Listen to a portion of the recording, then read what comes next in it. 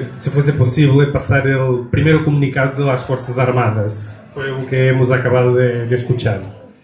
Este comunicado pasa por volta de las 4 de la madrugada del día 25. Antes, ya la operación ya está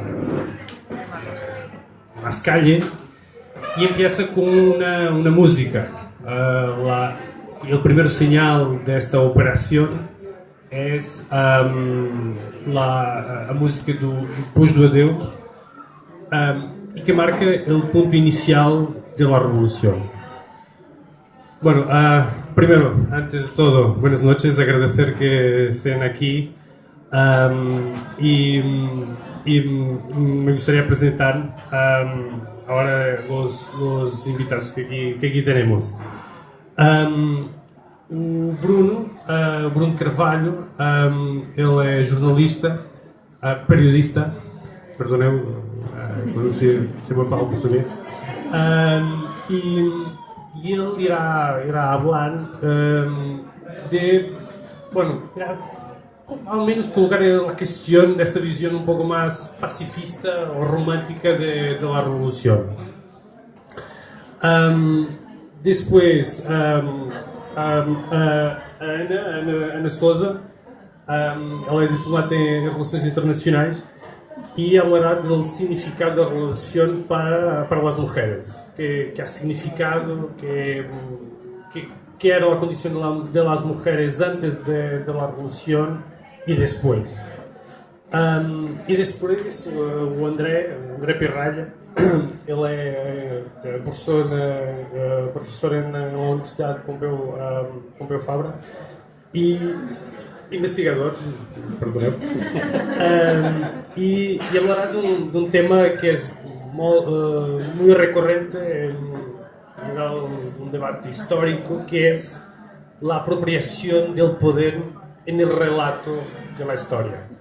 É um tema que particularmente a mí me gusta mucho escuchar esta problemática porque es una problemática continua, siempre pasa. La apropiación de la historia es una lucha que no acaba.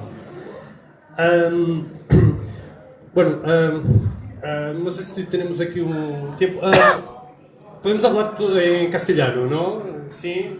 ¿Cuántos portugueses hay aquí en la sala? Sí.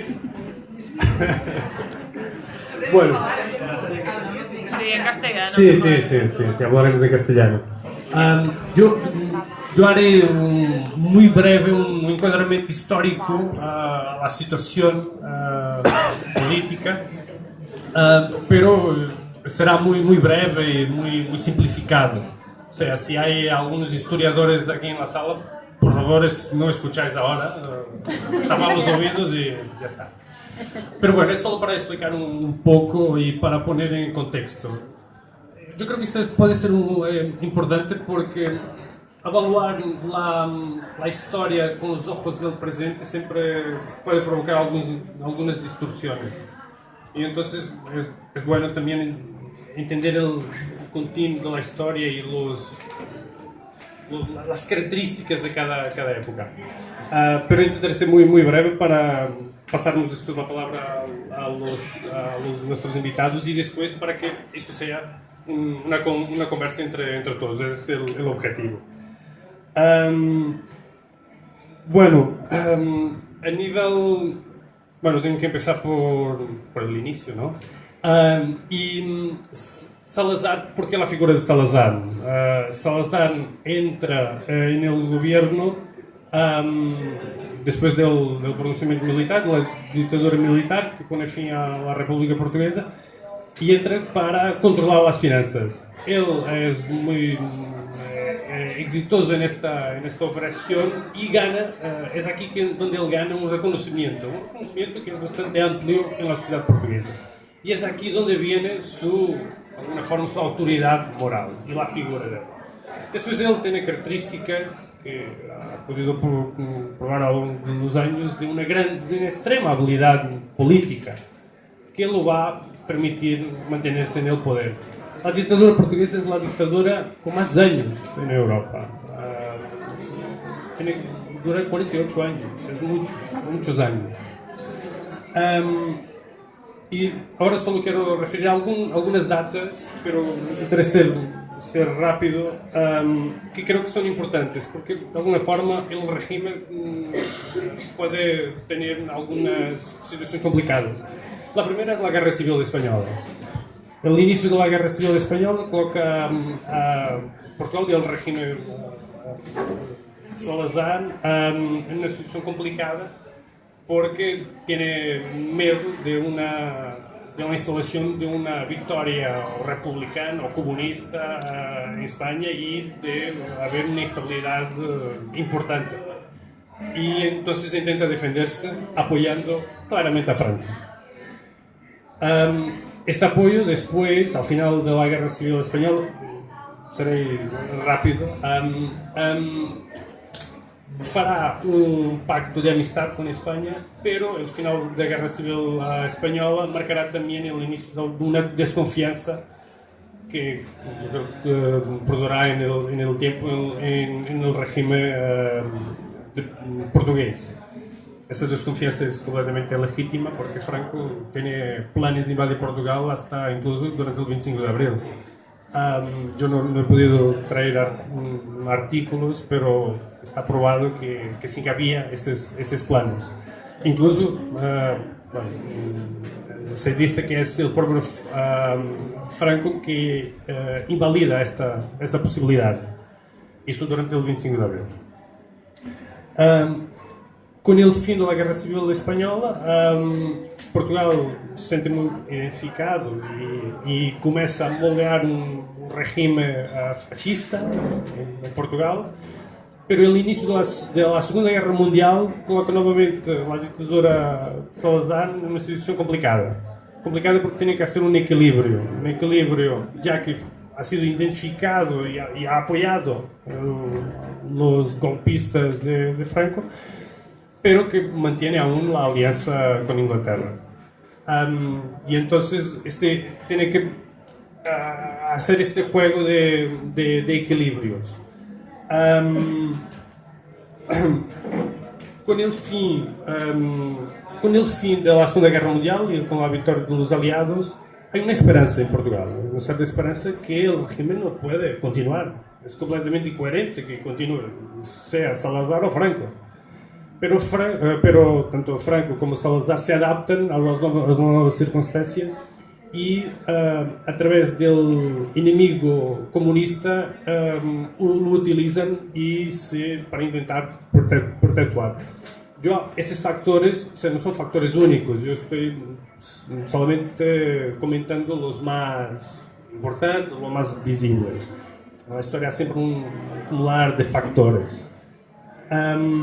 Y entonces Portugal entra en la NATO y de alguna forma se legitima el régimen salazarista a nivel internacional.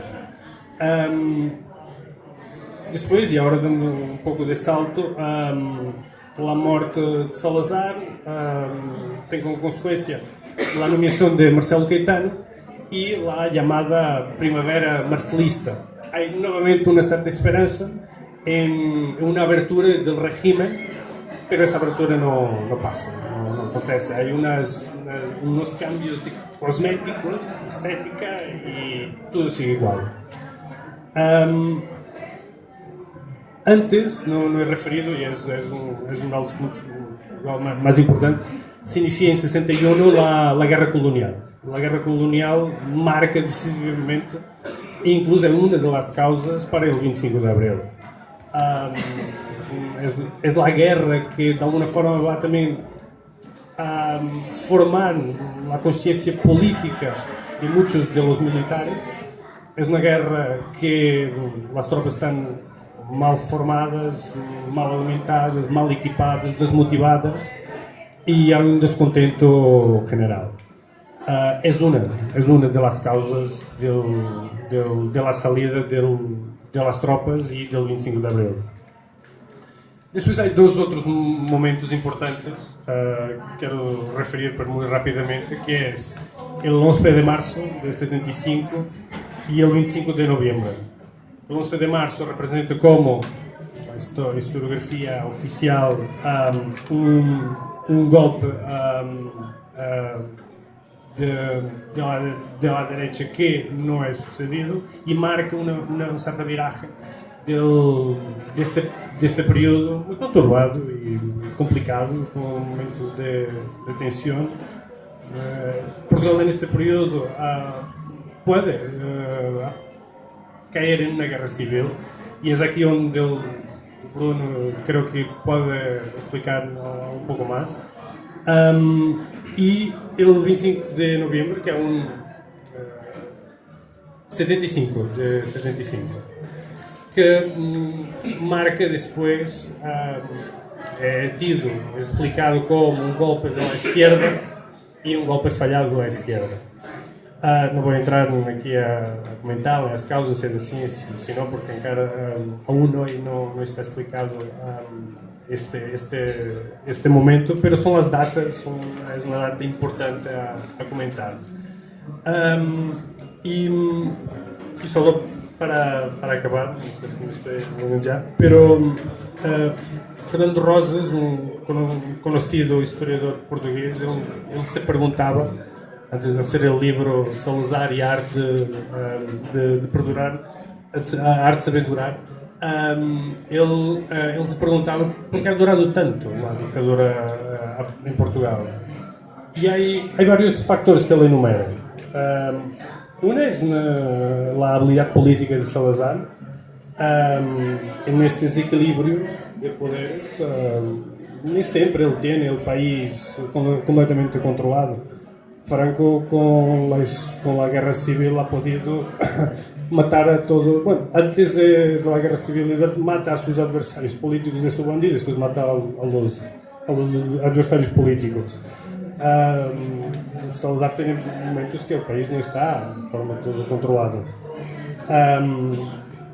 Después, la construcción del régimen salazarista se basa en ciertas reglas y una de ellas es el respeto a la autoridad.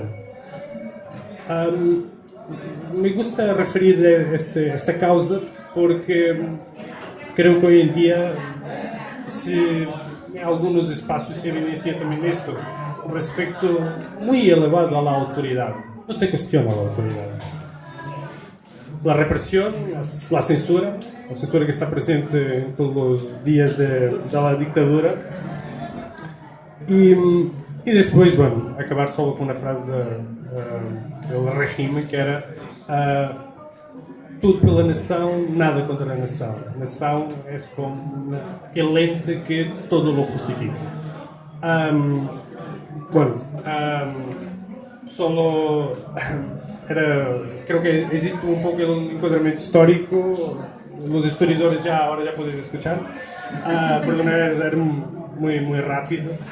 Y ahora pasaría la palabra ao Bruno para explicar y para igual desmistificar un poco la idea de esta revolución pacífica, alegre, de flores.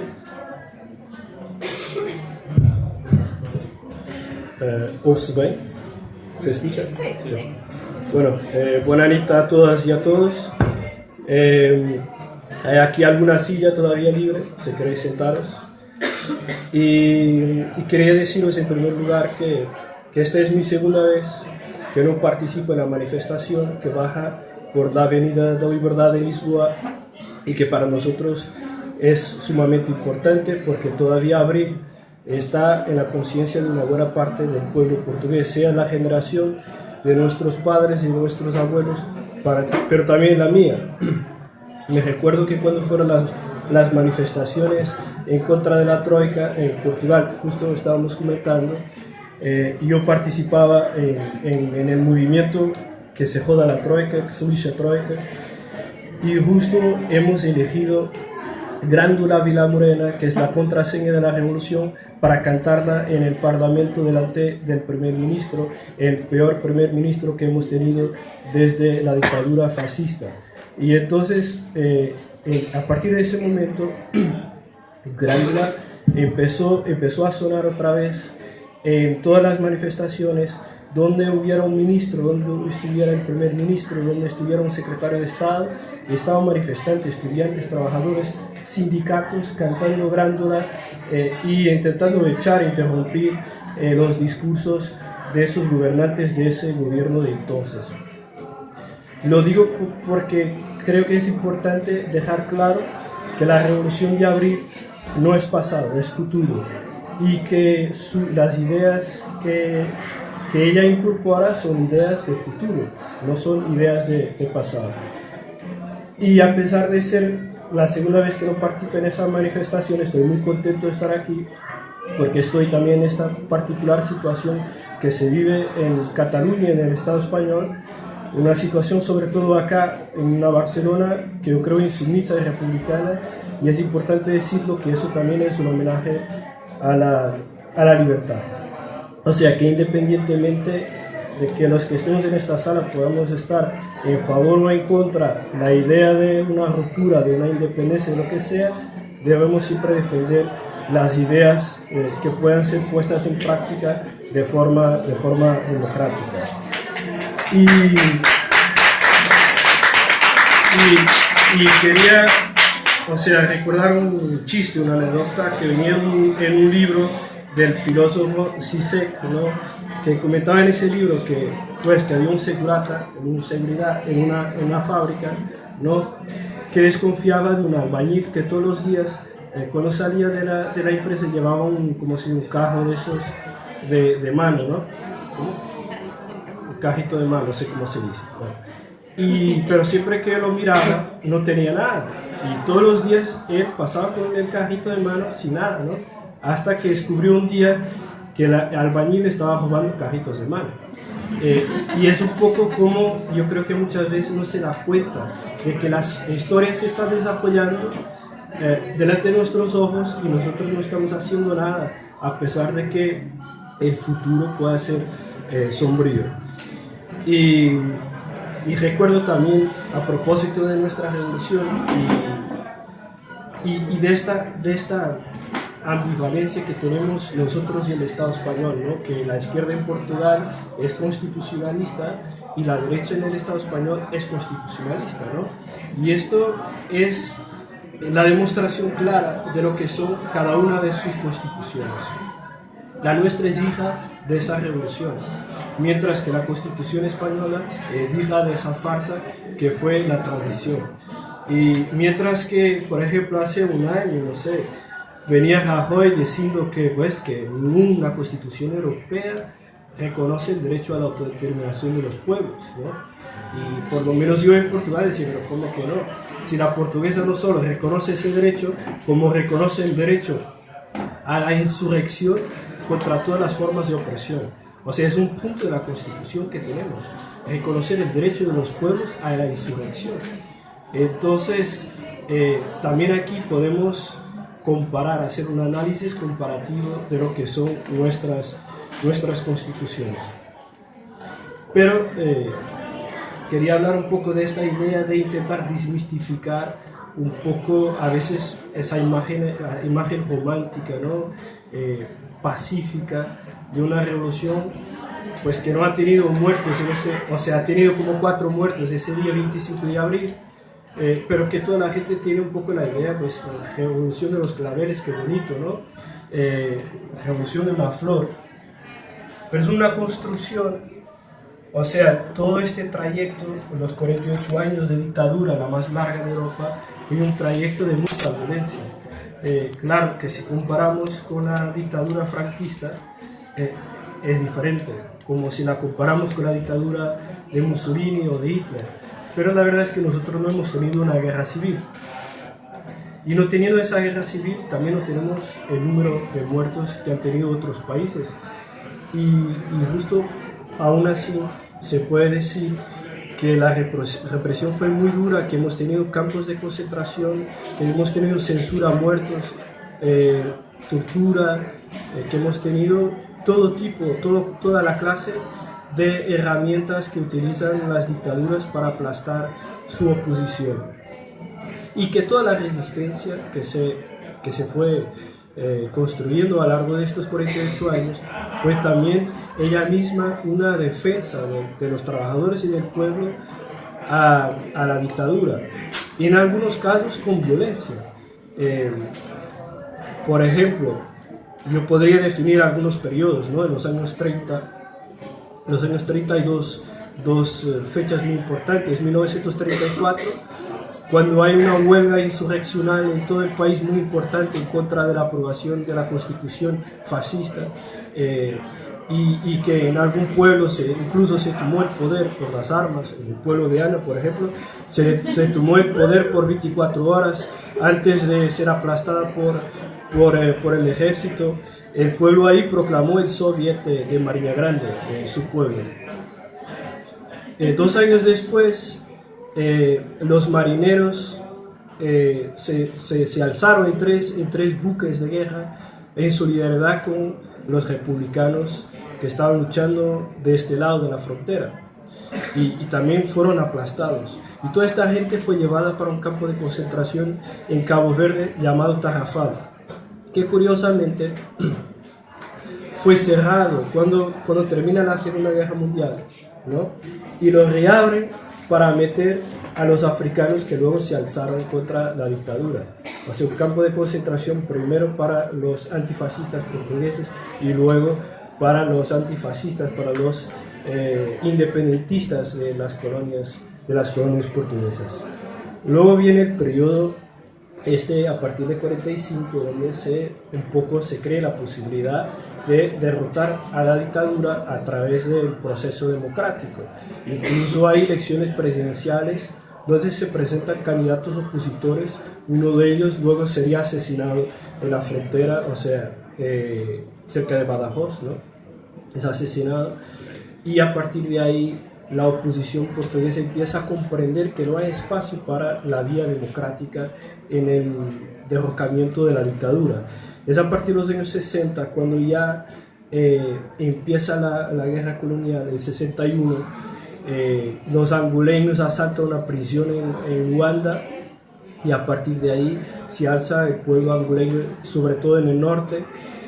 Es el mismo año en que un grupo de insurrectos portugueses que está en una organización que se llamaba Directorio Revolucionario Ibérico de Liberación, esos portugueses en conjunto con los gallegos secuestran a un buque de recreo cerca de Venezuela, ¿no? Y se van hasta Brasil, un navío que se llama Santa María, y lo rebautizan como Santa Libertad. Y fue un caso que salió en la prensa mundial como una forma de denunciar la dictadura portuguesa. Luego empezó en Mozambique, en Guinea, primero Guinea, luego Mozambique. India invade, o por lo menos libera, los territorios que estaban ocupados por Portugal, Goa, Damão y Dio. Y Portugal se ve de repente metido en una guerra muy cruenta, y creo que nosotros, sobre todo los portugueses, cuando hablamos de la Revolución Portuguesa, hablamos siempre de la guerra colonial desde una perspectiva nuestra, ¿no? Desde la mirada europea, la mirada de la metrópoli, de que, bueno, nosotros, nuestros padres, nuestros abuelos se fueron ahí a combatir, y eso fue terrible porque realmente las familias portuguesas no querían sus hijos combatiendo en la guerra, y eso fue uno de los factores importantes para que la población en ese momento se volcase en contra de la dictadura. Pero olvidamos muchas veces la importancia que ha tenido los grupos de liberación nacional en estas colonias africanas para ayudar a desarrollar las condiciones para nuestra revolución.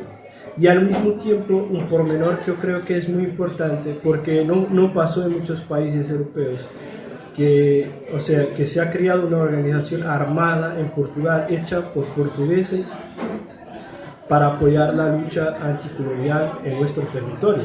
O sea, que han puesto bombas para destrozar helicópteros, buques de guerra, una base de la OTAN.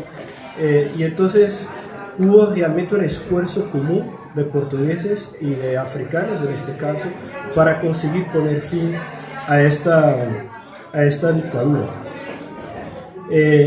Luego nos empezamos a acercar a los años 70 y todas las contradicciones internas dentro del seno de las Fuerzas Armadas conllevaron a que las patentes bajas del ejército empezasen a cuestionar, muchas veces por temas propios de carrera, ¿no?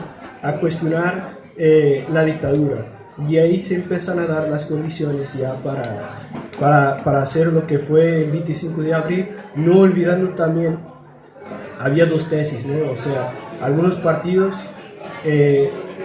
bueno, en ese tiempo casi todos los partidos se llamaban comunistas, ¿no? Si no eran maoístas, eran trotskistas, si no eran trotskistas, eran leninistas, pero había una orientación clara de algunos partidos para que la gente desertase y no participase en la guerra colonial.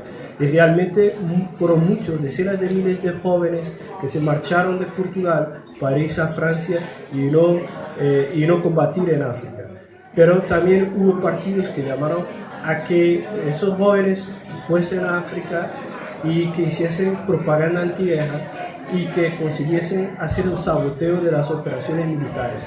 Yo creo que también ese factor de tener un ejército más popular abrió condiciones a que realmente el 25 de abril tuviésemos esos acontecimientos. Es curioso, siempre me acuerdo, porque parece que en cada revolución, la nuestra fue la revolución de los capitales, ¿no? Me acuerdo que cuando fue en el siglo XVIII la liberación de América, eran casi todos los generales, ¿no? Y luego cuando fue los años 50, ¿no? Cuando fue con Cuba y todas las revoluciones de Latinoamérica, las guerrillas, eran los comandantes y se va bajando de rango hasta que se llega a Portugal y ahora teníamos el subcomandante Marcos, ¿no? Pero en Portugal teníamos los capitales que realmente ese carácter de un rango más bajo, ¿no? Y de un ejército donde participaba el pueblo, fueron también características que permitieron que ese día, y recordando que hubo antes también intentos fallidos de golpes militares, pero garantizo que ese día se consiguiese realmente tener la fuerza para derrocar a este régimen fascista. Pero también es cierto que sí no hubo muertos, porque había una fuerza sumamente mayor que se impuso sobre la otra con las armas, ¿no? Y quería recordar que durante todo el proceso, y yo no sé cuánto tiempo estoy hablando, pero, ¿sí? Que durante el proceso revolucionario, que no fue un proceso muy largo, pero hay historiadores que dicen que la Revolución Portuguesa fue la más profunda de Europa Occidental desde la Comuna de París. Porque realmente, o sea, cuando se da el 11 de marzo y se da un viraje hacia la izquierda, ¿no? Un poco como cuando hubo el cuando hubo el golpe fascista en Caracas en 2002, y eso fue un momento de inflexión. En Portugal fue la misma cosa, fue un momento de inflexión. De repente el gobierno toma la decisión de nacionalizar la industria. Las grandes empresas fueron nacionalizadas. Todos los medios de comunicación fueron nacionalizados excepto una radio. Los campesinos tomaron las tierras y hicieron la reforma agraria en todo el sur del país y se crearon cooperativas. Incluso hace años yo entrevisté a algunos de los líderes de entonces, ¿no? Del proceso de la reforma agraria, que me comentaban que venían técnicos de la ex Unión Soviética, de Bulgaria y otros países para ayudar con sus conocimientos, y que se quedaban sorprendidos, que no creían posible cómo es que un pueblo que acaba de salir de una dictadura hubiese conseguido conquistar autonomía, la subsistencia autonómica en términos agrarios, ¿no? O sea, en un año Portugal ha conseguido tener capacidad para autosustentarse desde el punto de vista agrícola. Nosotros hoy no tenemos, o sea, hoy dependemos en todo del exterior, ¿no? Pero es sorprendente que realmente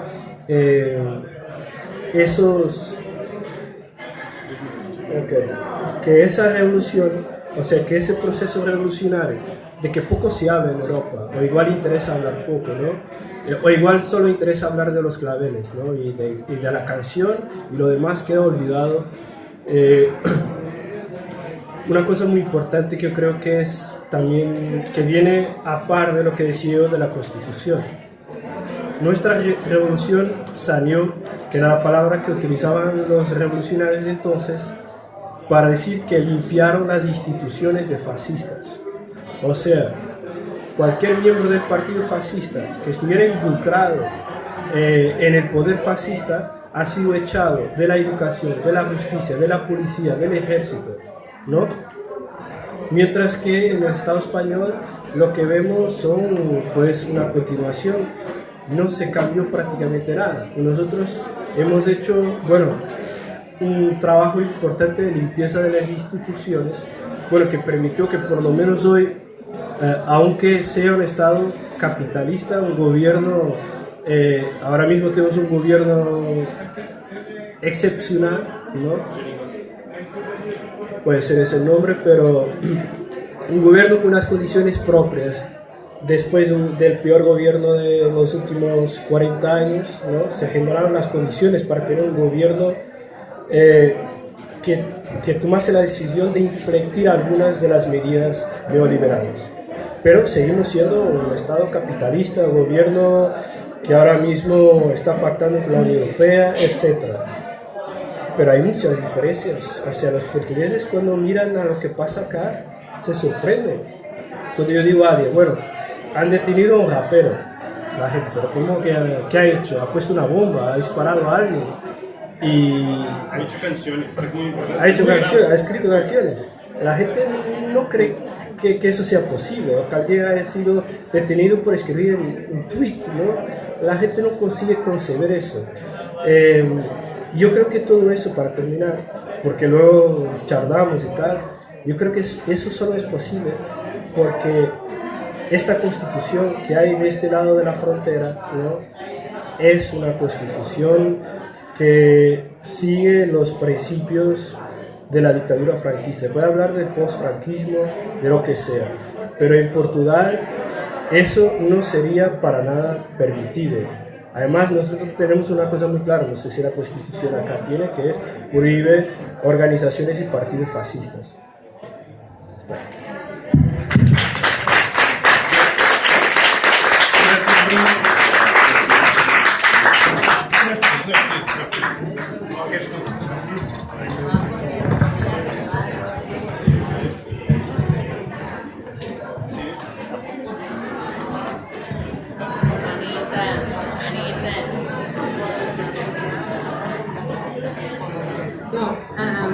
Pues quizás ya, no sé si quieres decir algo o... No, bueno, ya, daros las buenas noches, muchas gracias a todos y a todas las presentes. Antes tengo que decir que yo estoy aquí, pero supuestamente tenía que estar Catarina, una compañera que lamentablemente hoy no ha podido venir, me lo ha dicho esta mañana, y entonces hemos decidido aquí entre la mesa que no podía ser una mesa solo de hombres, tenía que estar por lo tanto voy a intentar hacerme mejor con los conocimientos que tengo y bueno, y luego estamos aquí para hablar sobre ellos.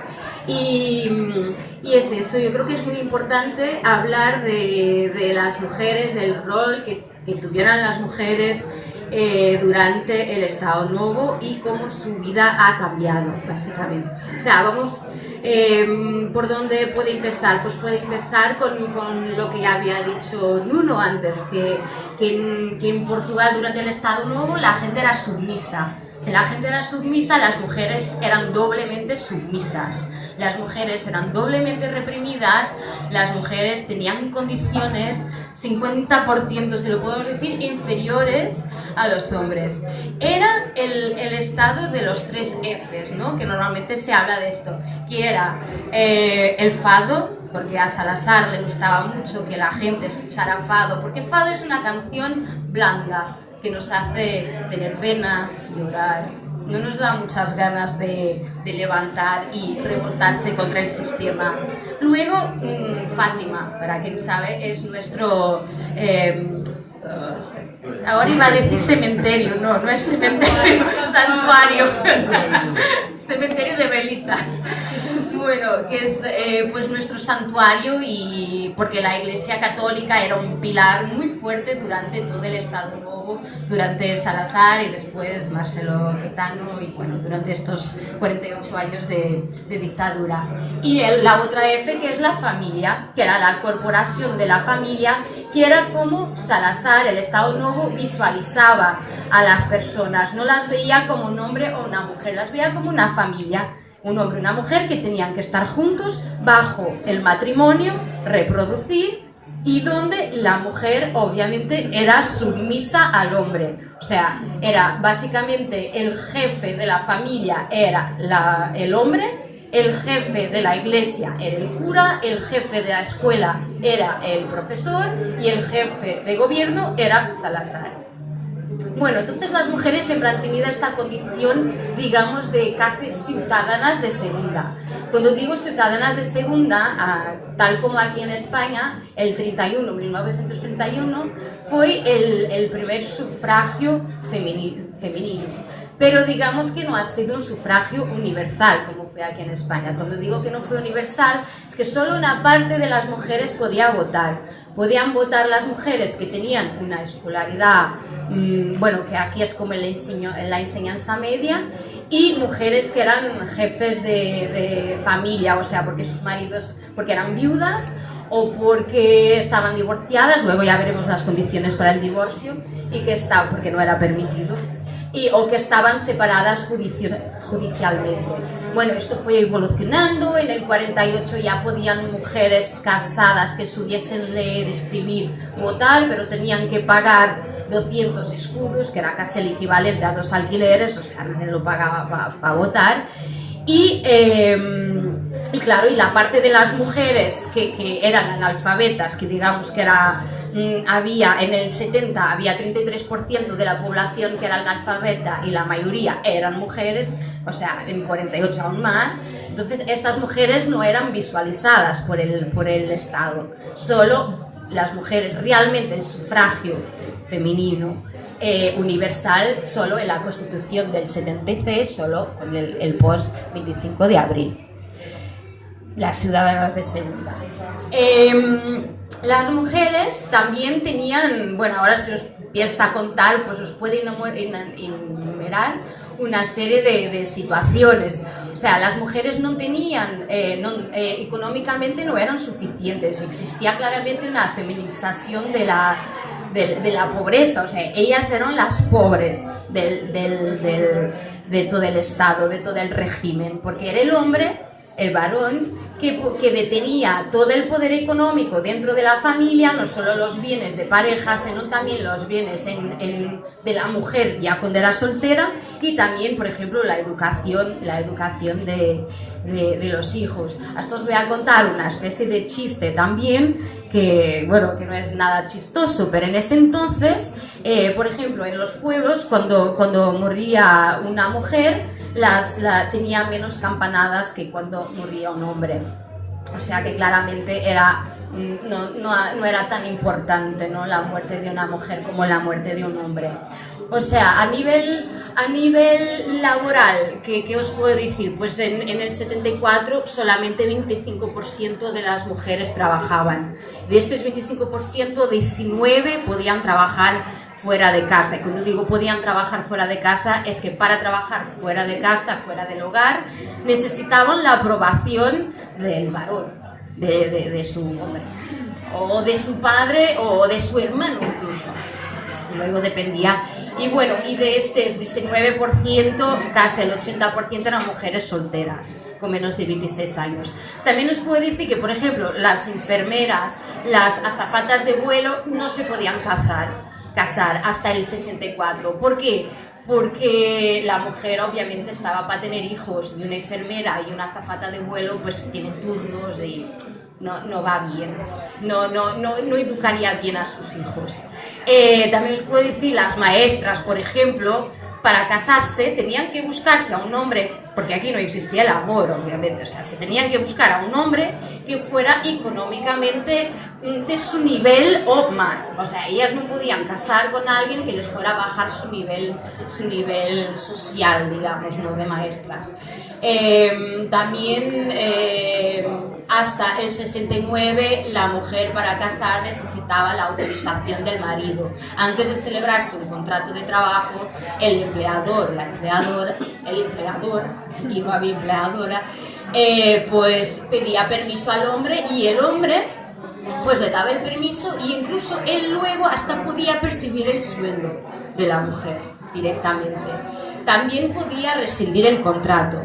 Y esto, por ejemplo, ahora os puedo comentar en situaciones, por ejemplo, de divorcio, ¿no? En que la mujer, por ejemplo, amenaza, bueno, ya estoy harta, me quiero ir de casa, el hombre lo que hacía es, iba a su trabajo y decía, no, por favor, ahora se termina el contrato de trabajo con mi mujer y ella económicamente tendrá que estar dependiente de mí sí o sí.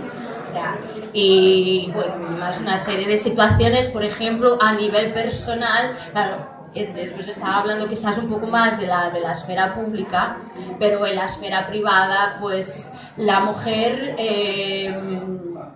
se me ha olvidado decir que la mujer cobraba 40% menos que el hombre haciendo los mismos trabajos, por ejemplo los trabajos de campo o los trabajos agrícolas que eran bastante manuales y que podían ser equiparables a nivel de fuerza, de destreza y tal, las mujeres cobraban 40% menos. Pues a nivel personal, en sus casas, en sus hogares, justamente eran los únicos derechos que tenían las mujeres, era el llamado gobierno doméstico, o sea, eran las mujeres, pues en eso sí, tenían total, eran ellas las dueñas y señoras de preparar la comida, de planchar, de crear a los hijos y a las hijas.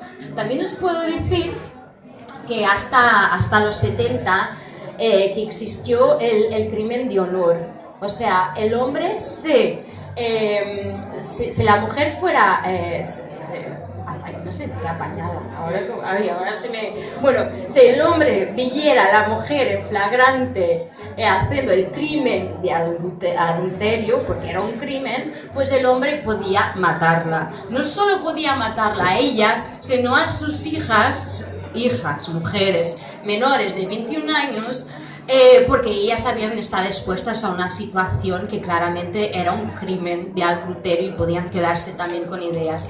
La pena del hombre eran entre 6 meses a 2 años de desterro de la comarca. O sea, es como irse de Barcelona a Girona, y ahí te vas y ahí estás cumpliendo tu pena.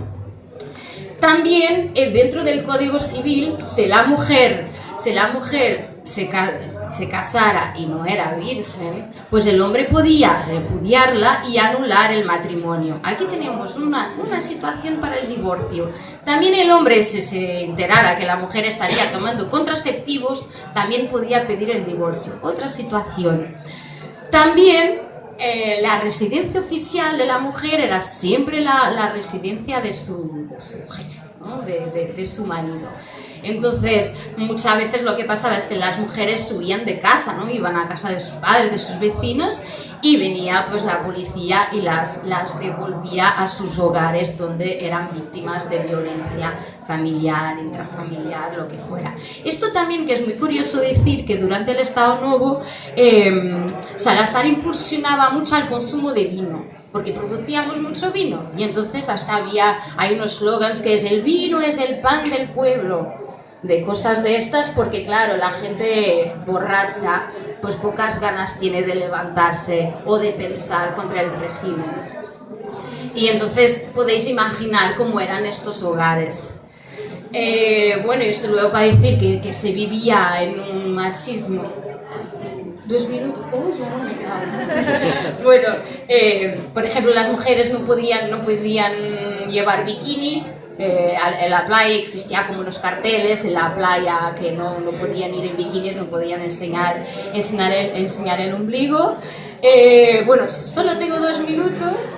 A ver, entonces, bueno, más o menos, obviamente después de la revolución hubo una serie de cosas que han cambiado en las mujeres, aún estamos en proceso, si queréis luego lo podemos hablar, lo podemos discutir.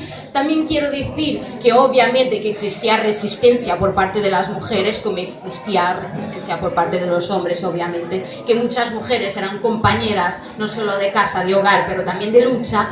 También os quiero hablar muy suscitamente de un caso que fue muy hablado en Portugal en el 72, que fue el caso de las Tres Marías, de las Novas Cartas Portuguesas, de tres mujeres que han decidido juntarse y escribir un manual que hoy en día pues diríamos con la literatura postmodernista sería un manual queer, donde ellas pues desde poemas, desde radiografías, un montón de cosas que podéis ver en este manual, contaban cómo el Estado les manipulaba los matrimonios, incluso la sexualidad, la maternidad, y también hablaban, por ejemplo, de la guerra colonial, porque en ese entonces no interesaba hablar de la guerra colonial ni de todos los abusos que han existido.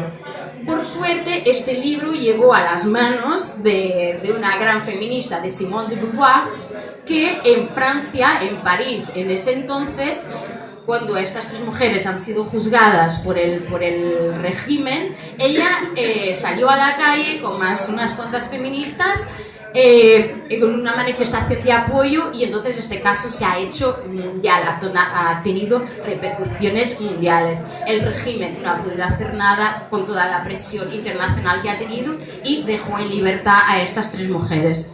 Muy resumidamente os aconsejo, si queráis, luego hablamos sobre este libro. Ya está, muchas gracias.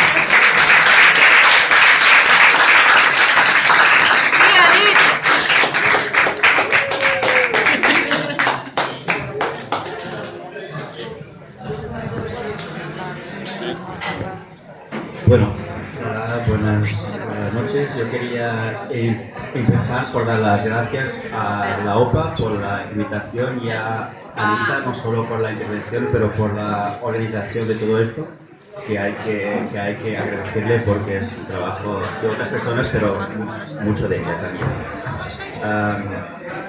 también. Mi intervención, yo antes de empezar me gustaría decir que un par de cosas antes. La primera es algo que muy probablemente vosotros nunca habéis escuchado de otros politólogos como yo.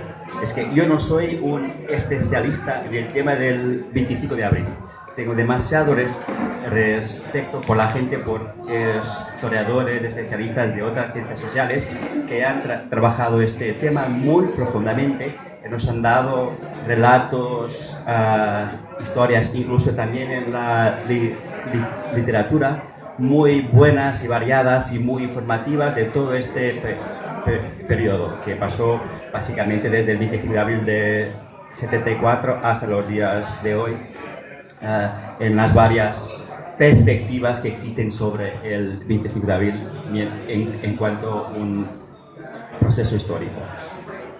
Pero lo que yo quería hablar hoy no es sobre las circunstancias históricas del 25 de abril, pero sobre otro tema que también me parece bastante pertinente y que se habla muy poco, principalmente en el contexto de las celebraciones del 25 de abril. Antes de empezar, también quería decir que mi intervención debe mucho a personas como la historiadora de Coimbra, María Manuela Cruzeiro, que ha abordado mucho este tema sobre el tratamiento del 25 de abril debajo de una perspectiva histórica. Así que aconsejo a leer sus trabajos, que son muy informativos. Nosotros podemos saber todos sobre las circunstancias históricas que hacen posible una revolución en un país, en que yo creo que en ese momento muy poca gente se creía posible una revolución como la que pasó en Portugal en el 25 de abril de 1974. Pero también tenemos que saber que la verdad de los hechos, lo que pasó, no se puede reducir a lo que puede ser explicado y verificado a cualquier lógica causal, como que si los acontecimientos estuvieran conectados por una lógica a posteriori que lo explica todo. Hay siempre una dimensión muy humana, una significación más ética y política de estas experiencias que la historia y los relatos históricos, que aunque son bastante importantes, no pueden alcanzar en toda su plenitud. Esto es una problemática en que la ciencia histórica se dedica mucho. Es un poco hacer la división entre lo que es la memoria individual y lo que es la memoria colectiva. Claro que quien vive un proceso histórico y revolucionario como el 25 de abril en 74 tiene una experiencia muy afectiva, muy emocional y muy íntima a lo que pasó, aunque también pueda tener una perspectiva un poco más fragmentada y parcelar porque ha vivido los acontecimientos en sí. Pero esto no deja de ser una perspectiva muy importante y nunca podemos perder esta conexión a la memoria individual como un relato muy importante para construir el relato final del 25 de abril como un acontecimiento histórico. Ya del otro tipo de memoria, la memoria colectiva es bastante distinta. Un historiador ha dicho que la memoria colectiva es normativa, simbólica y fuera del tiempo. Es normativa porque la memoria colectiva no tiene el mecanismo natural de la memoria, del olvido y del recuerdo. Lo que sí tiene es que funciona como un eje que es vital para determinar el modo como se discute un determinado acontecimiento. Y ese modo de discutir marca también una verdad social y de un poco de control informativo, un poco de control del debate, cómo se debate esta cuestión. Y esto tiene debajo, claro, un sistema de valores que se quiere incuestionable. Es también de esta perspectiva de la memoria colectiva que sale otra, que es la dimensión simbólica. Esta es un modo de idealizar los acontecimientos que se sobrepone de alguna manera a la verdad de los hechos.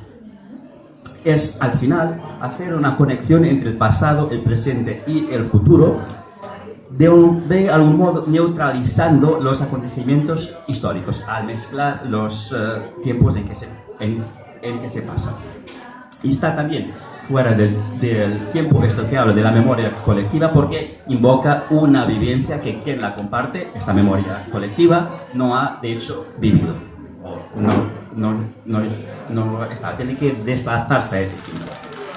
Esto es todo un conjunto de ideas que están mucho más aprofundadas en el debate histórico y desde luego mucho mejor de lo que lo he hecho yo, pero lo que quiero decir es un poco hacer una aproximación esquemática a cómo podemos pensar este acontecimiento del 25 de abril.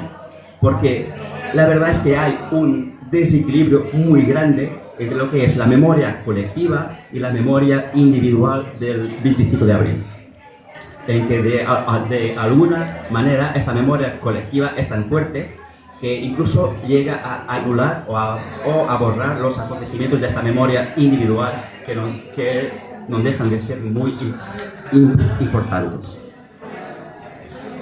Y si empezamos a pensar esta memoria colectiva del 25 de abril y intentar buscar esta lectura hegemónica de lo que fue la revolución del 25 de abril, podemos ver que hay un intento casi de apagar o de borrar lo que está detrás de esto, que es una revolución. Es que esta lectura hegemónica es muy simplista y reductora. Podemos reconocer sus características principales en algunos lugares comunes muy usados, como por ejemplo, fue una revolución sin sangre, fue una revolución consensual, sin opositores y que llevó a una democratización casi automática y que después de un periodo de locura izquierdista llegamos finalmente a la única solución posible, que fue una democracia parlamentar, occidental, con paz y progreso social. Esto es bastante grosero, es una caracterización bastante grosera de la perspectiva histórica del 25 de abril, pero es una tendencia dominante en el poder político en Portugal. Es como caracterizan muy a menudo la revolución del 25 de abril de 74. Hubo como una pesadilla, que fue el PREC, que es el periodo revolucionario, que pasó desde el momento del 25 de abril de 74 hasta el 25 de noviembre de 75, igual que hay personas que pueden tener alguna discordancia con estos periodos históricos, pero la tendencia final es que, naturalmente, la democracia representativa se implanta en Portugal de una manera natural, como que si esto fuera ya parte de una línea que estaba trazada, una perspectiva teleológica de la historia, que es lo que estaba destinado a pasar. Y en mi opinión, esto tiene un efecto directo. Este discurso hegemónico sobre el 25 de abril lo que hace es que las personas en sí, cuando piensan en el sistema político en Portugal, siempre piensan dentro del sistema político, pero nunca cuestionan el sistema político en sí, porque eso hace parte de un conjunto de ideas utópicas que ya nos discutimos en este periodo histórico revolucionario que queremos olvidar y llegamos a donde teníamos que llegar. Pero esta idea también tiene detrás una diabolización muy grande de la revolución que se quiere en sí conmemorar cada 25 de abril de cada año. Hay casi que una mención pasajera y casi insignificante a la revolución hasta que llegamos a la democracia. Lo que quiere decir es que de un modo muy ideológico, la legitimación de la democracia en Portugal, es lo que dice el discurso político dominante, ha tenido que pasar por la liquidación, por borrar todas las conquistas sociales que se han conseguido en el periodo desde el 25 de abril de 74 hasta el final del PREC, que es el día de 25 de noviembre de 1975, en que se empieza este proceso de normalización democrática, de una democracia representativa como todas las otras en Europa. Probablemente el episodio más ilustrativo de esta dinámica que yo quiero decir pasó en 2014, en que se ha hecho una comisión nacional para pensar y planear la conmemoración del 40º aniversario de la revolución del 25 de abril de 1974 y han tenido como frase, como slogan, abril es evolución. Y no abril es revolución. Han dejado caer el R de una manera muy simbólica, pero que también nos lleva un poco a entender cuáles son las intenciones del tratamiento histórico y político del episodio histórico del 25 de abril. Otro ejemplo que para mí también es bastante significativo. Bueno, yo ya me perdí un poco. Vale. Otro episodio bastante significativo de la marcha que hablaba Bruno, que baja la medida de libertad todos los años, todos los 25 de abril de cada año, no deja de ser muy simbólico que adelante van los representantes de los partidos políticos más a la izquierda y que obligan, a personas que tienen el encargo de hacer con que sean los políticos que van liderando esta marcha que se hace todos los años. Lo que desde mi perspectiva es bastante simbólico. Lo que todo esto me quiere decir es que el modo como se celebra el 25 de abril, de este modo más oficial, no deja de ser una encenación autoorganizada para conmemorar la normalidad democrática, por su vez subjugada a este juego entre partidos políticos. esto ha tenido otros efectos. Esta visión del 25 de abril, un poco que borrando la parte de la revolución. En mi opinión, las personas que, como yo, han nacido después del 25 de abril, tienen una perspectiva de lo que es posible conseguir a través de la política muy limitada por esto. Porque como que hay esta idea de que todo lo que se podía conseguir a través de la política se ha conseguido en el 25 de abril de 74. Esto es una perspectiva que yo tengo del discurso hegemónico. No quiere decir que toda la gente lo piensa así, que todas las organizaciones políticas piensen lo mismo que estoy diciendo. Pero esto, al final, representa una manera de desarmar bastante la política, porque el horizonte del posible ya está muy predeterminado por esta revolución que se celebra todos los años, con el modo como se quiere representar este episodio histórico. Es también muy probable que la causa de esto sean otras cuestiones más grandes que el 25 de abril o que el propio país. Quiero decir que hoy las revoluciones son vistas como muy anacrónicas, como si fueran al final una imposibilidad histórica. Pero esto tiene detrás una orden natural de las cosas, una orden establecida que al final replica un poco el modelo discutido en los años 90 del final de la historia, como que hemos llegado al final de la historia humana.